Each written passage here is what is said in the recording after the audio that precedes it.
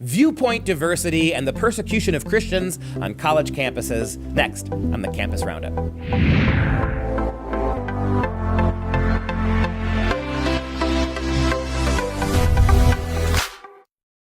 Hello, everyone. I'm Dr. Duke, and this is Campus Roundup at the College Fix. This week, we're talking about the myth of diversity on college campuses and how professors are even being silenced if their views, particularly their Christian views, don't push a progressive agenda. To talk more about this today, we welcome Corey Miller, CEO and president of Ratio Christi, a really wonderful organization, and a professor of philosophy and comparative religions.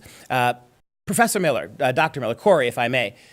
Tell us first a little bit about Ratio Christi. It is a great idea. We need more people to be aware of it. What is the purpose of Ratio Christi and how does it function? Our mission, Duke, is to equip students and faculty with historical, philosophical, and scientific reasons for following Jesus. And we plant professor and student clubs on campuses with that end in mind, to develop a movement of missional professors and articulate and thoughtful and virtuous students to have an influence at a place where we think is the most influential institution of Western civilization. And you and I have an interesting history. You mentioned that, I know in 2004, you were pursuing a PhD in philosophy at Purdue University, and you were bounced out of the program effectively by the intolerance. Well, I will say, as a caveat, I don't want to throw the whole university or even the professors in the university under the bus. One very prominent atheist professor actually wrote me a letter of recommend from there. But when I got there, I wasn't prepared for the experience. I was getting prank calls at 3 o'clock in the morning from some of my colleagues in the department.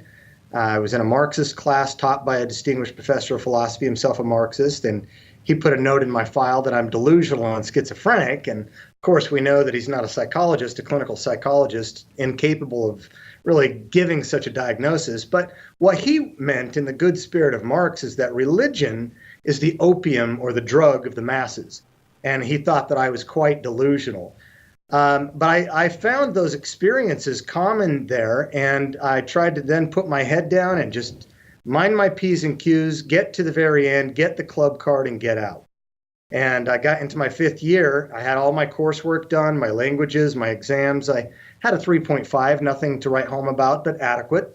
And my advisor dropped me in conjunction with the atheist director of grad studies, who were very good friends. And she told me that she was going to talk with him. And within weeks, she did. He dropped me for having too much of a faith perspective, quote unquote.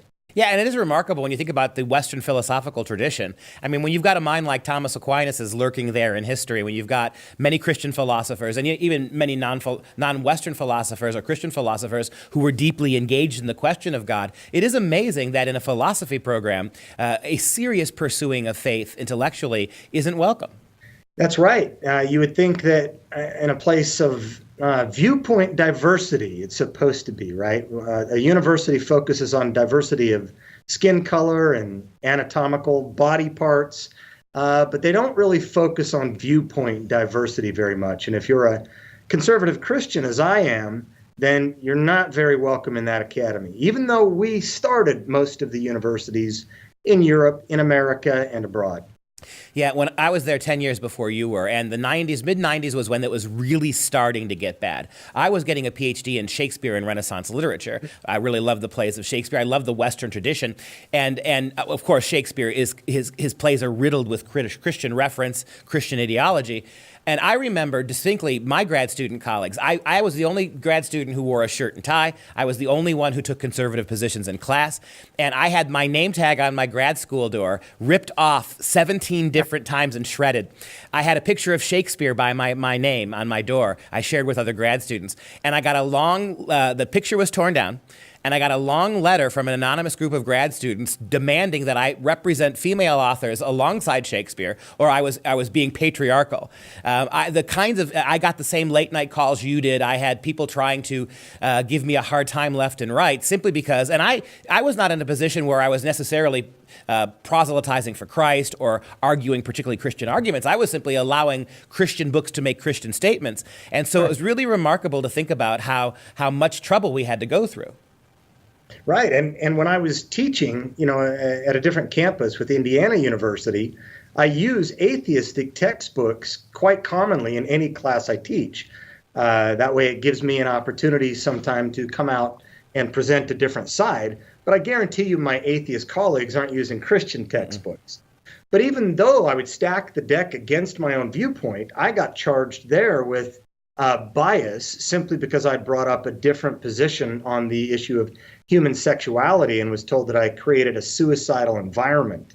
And so the administration there was not even going to listen to my lectures that had been recorded by a couple of atheist students of mine, trying to get them to listen to them. They were not even going to listen to them. They were just going to listen to the cries of that one individual student who, when I addressed him personally and said, "What about tolerance?" He looked at me and smiled and said, "I don't believe in being tolerant to the intolerant."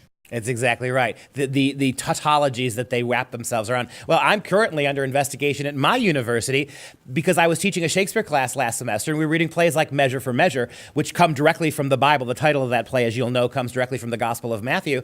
And this argument that's being made in that play about marriage, and one of the arguments is that marriage is between a man and a woman.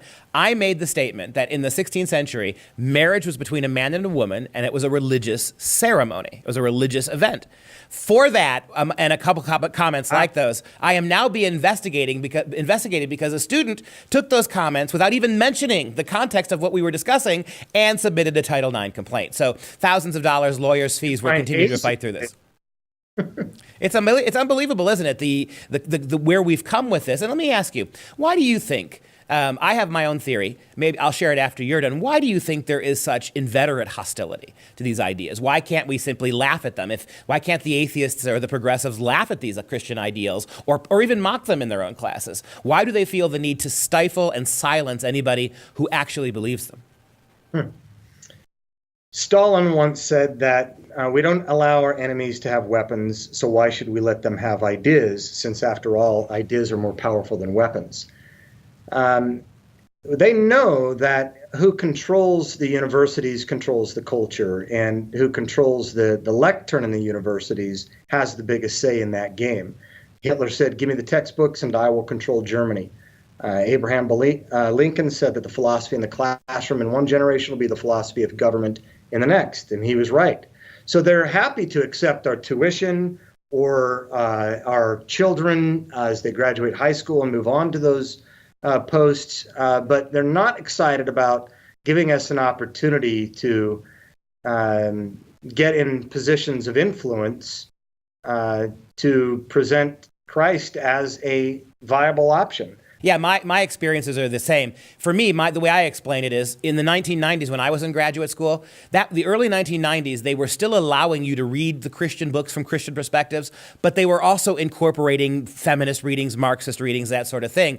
And what they found out in the 1990s, I was there when it happened at Purdue, a lot of professors realized, the progressive ones, that if you give Christianity a fair hearing, let the books speak for themselves, and then try to combat it with radical Marxist or feminist or environmentalist or queer readings, most kids gravitated to the Christian philosophy, not to the postmodernism. And so the early 90s gave way to the late 90s into the time that you were in graduate school in the early 2000s, and the professors had realized that the only way to get most kids to conform to an atheist progressive worldview was to completely eliminate Christian texts and to silence them. Right. Again, Stalin's famous statement, ideas are more powerful than weapons. We don't allow our enemies to have weapons. Why should we let them have ideas? In the 90s, the ratio of liberal to conservative professors was 2-1. Now it's 12-1 for those who are getting ready to retire, ages 65 and above. For those who are 36 and under, the new class coming in, it's 23-1. And in some departments, like religion, it's 70-1. In religion? Yes. And so, for the Christian parent who's thinking, Johnny's going to go off to the university, and I know it's going to be different from how we've raised him, but Johnny, I at least want you to take a religion class. No, don't do that. Take any class but religion. I agree. I teach the Bible as literature in my English department, and I get religious studies kids taking my classes because they say in my religious studies course, we don't talk about the Bible. All we learn is about feminism, Marxism. We learn about all this postmodernism, and we ignore the Bible, or we accuse the Bible of being wicked because it doesn't conform to these ideologies. So half my classroom is religious studies kids and many of them are progressive kids who just want to read what the book says. They want to find out what the Bible's saying before they decide whether it needs to be deconstructed or not. Let me ask you, as we wind this down, real quick, one or two solutions. You've been doing this for a long time. I have as well. We've both been in hostile environments. We've both faced charges. What would you say the one or two things that can be done immediately on a college campus to try to push back against this intolerance? Well, there are donors who are still sensible enough to think that a university is a place of education, not indoctrination. And a lot of these universities have drifted from their original mission, and those donors could have something to say about that.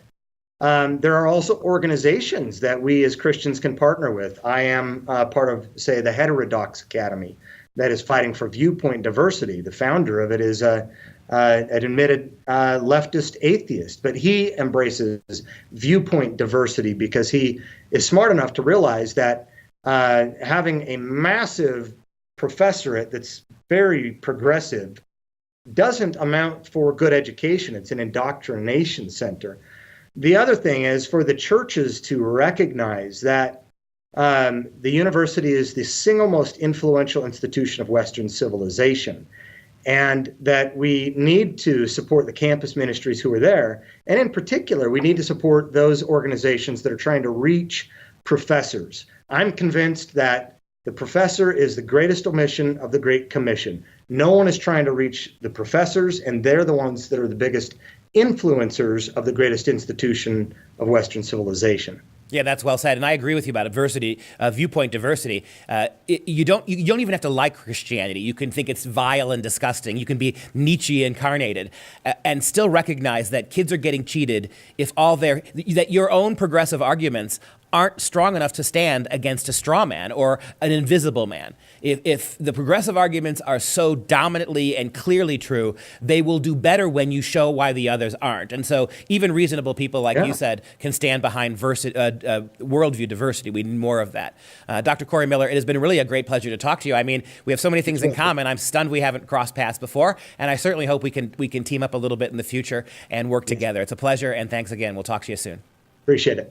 Be sure to stay up on all the latest news and information from the College Fix by joining us on all of our social media platforms. For the Campus Roundup, I'm Dr. Duke, and we'll see you next time.